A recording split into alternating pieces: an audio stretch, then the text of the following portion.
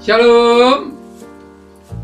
Bertemu lagi dengan saya, dan dalam pertemuan kita kali ini kita masih dalam seri pengajaran iman Kristen, dan ini adalah seri yang ketujuh dengan tema manajemen mengatasi krisis.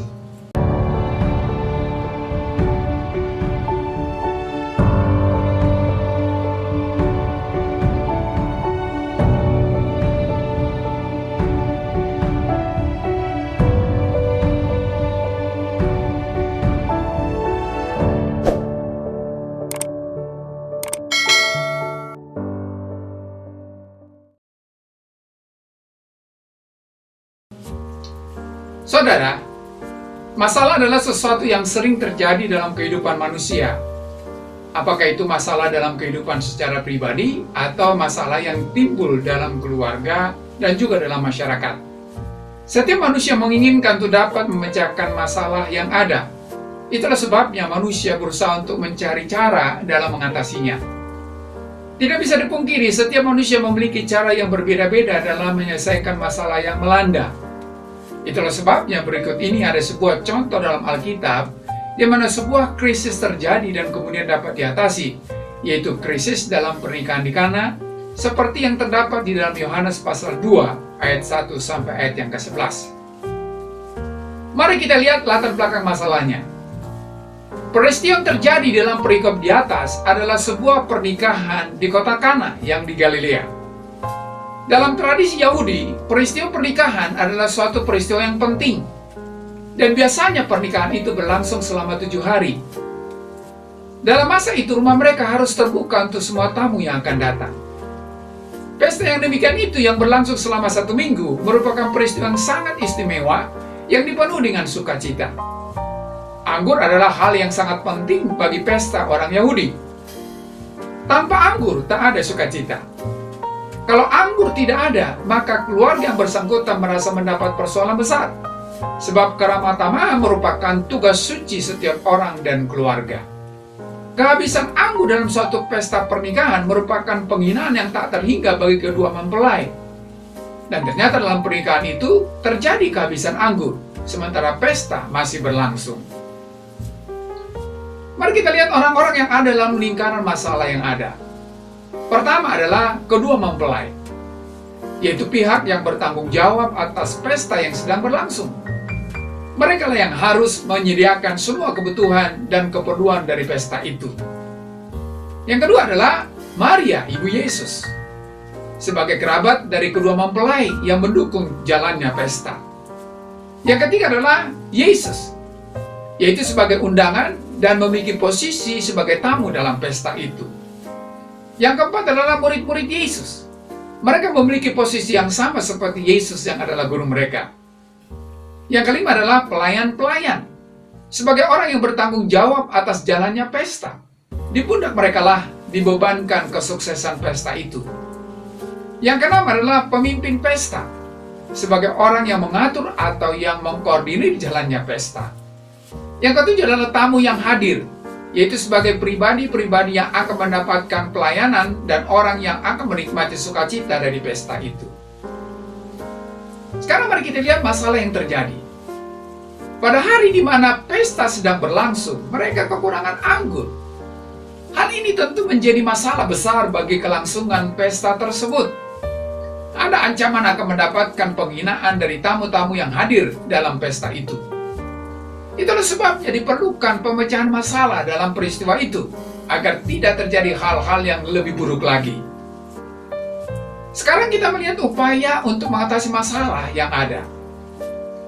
Dari setiap orang yang hadir di pesta itu, tentu memiliki perannya masing-masing dalam memecahkan masalah yang ada. Itulah sebabnya dibutuhkan kesediaan untuk turut ambil bagian dalam mengupayakan penyelesaian dalam masalah yang terjadi. Dari pihak Maria, apa yang dilakukan oleh Maria? Pertama, Maria mengenali masalah dengan benar. Dia melihat bahwa kedua mempelai sedang dalam posisi terancam dipermalukan dengan terjadinya kekurangan anggur. Dalam ayat yang ketiga berkata, ketika mereka kekurangan anggur, Ibu Yesus berkata kepadanya, mereka kehabisan anggur. Saudara, Maria lebih mementingkan tujuan daripada kepentingan pribadi. Walaupun bukan dia yang bertanggung jawab atas jalannya pesta itu, dan tidak ada ruginya bagi dia kalaupun pesta itu kekurangan anggur, namun dia tidak mau berpangku tangan dan hanya melihat kehancuran dari pesta itu.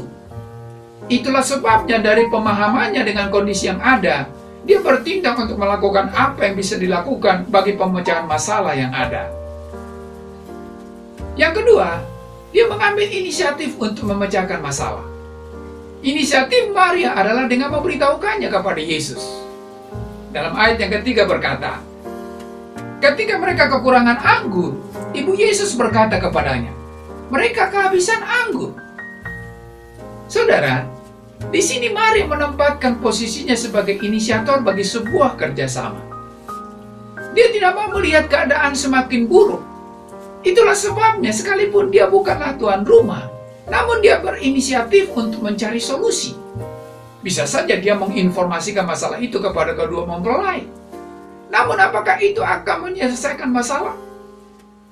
Saudara, dia berusaha mencari solusi, bukan sebaliknya memperkeruh suasana. Dia tahu jalan keluarnya. Itulah sebabnya dia mengambil inisiatif untuk mewujudkannya. Yang ketiga adalah Maria percaya kepada Yesus. Maria memiliki kepercayaan bahwa Yesus mampu mengatasi masalah yang sedang terjadi. Dalam ayat yang kelima berkata, tetapi Ibu Yesus berkata kepada pelayan-pelayan, apa yang dikatakan kepadamu, buatlah itu. Saudara, hal ini menunjukkan bahwa Maria menekankan penyelesaian masalah itu berdasarkan hubungan saling percaya. Maria tidak berupaya sendiri dalam mengatasi masalah itu, tetapi berbagi beban dengan orang lain yang memang bisa mengatasinya. Dia menyadari bahwa penyelesaian masalah akan terjadi kalau setiap orang sadar bahwa masing-masing orang memiliki perannya sendiri-sendiri yang disinergikan untuk mendapatkan jalan yang terbaik. Yang keempat adalah Maria percaya kepada pelayan-pelayan. Di sini Maria percaya bahwa pelayan-pelayan mampu mengerjakan apa yang dibebankan kepada mereka. Dalam ayat yang kelima berkata, tetapi Ibu Yesus berkata kepada pelayan-pelayan, apa yang dikatakan kepadamu, buatlah itu. Saudara, dia menempatkan orang lain pada posisi yang sebenarnya tanpa harus mendikte mereka. Percaya kepada orang lain berarti meyakini bahwa mereka memiliki kemampuan yang dapat disumbangkan untuk memecahkan masalah yang ada. Mari kita lihat dari pihak Yesus. Pertama, Yesus menyadari kehendak Allah dalam masalah yang sedang terjadi. Dalam ayat yang keempat berkata, kata Yesus kepadanya, mau apakah engkau daripadaku, Ibu? Saatku belum tiba.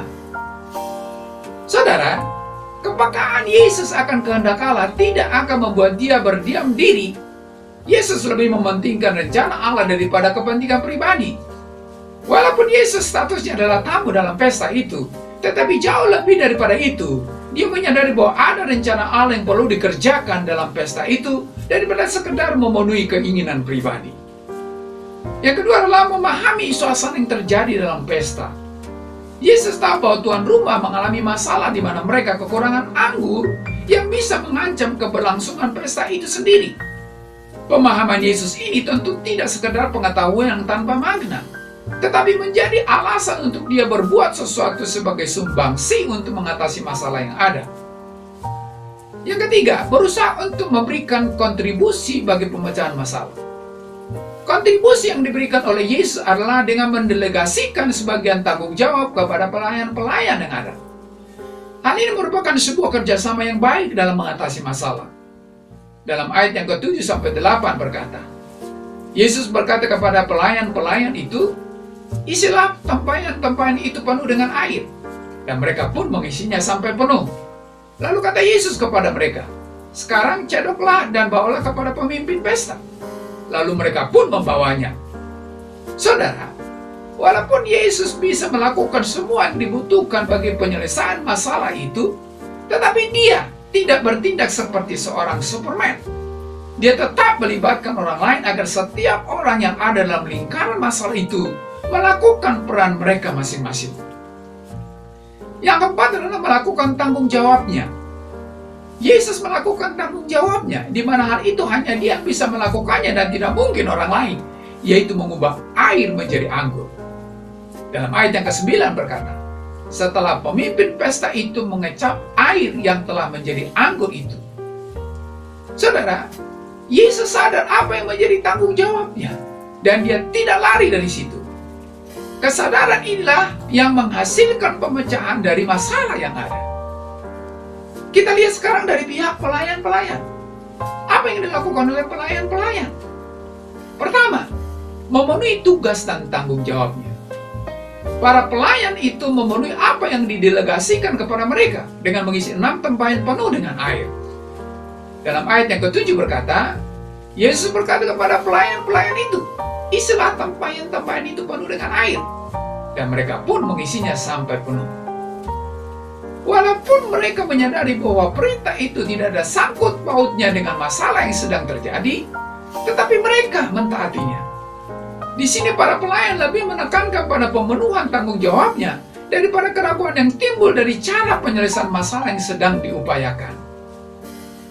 Yang kedua adalah memiliki kepercayaan penuh kepada Yesus. Para pelayan mempercayai Yesus sebagai pribadi yang memberikan delegasi. Hal itu terlihat ketika mereka taat pada perkataan Yesus dan mencedok air yang ada dalam tempayan itu dan memberikannya kepada pemimpin pesta. Dalam ayat yang ke-8 berkata, lalu kata Yesus kepada mereka, sekarang cedoklah dan bawalah kepada pemimpin pesta. Lalu mereka pun membawanya.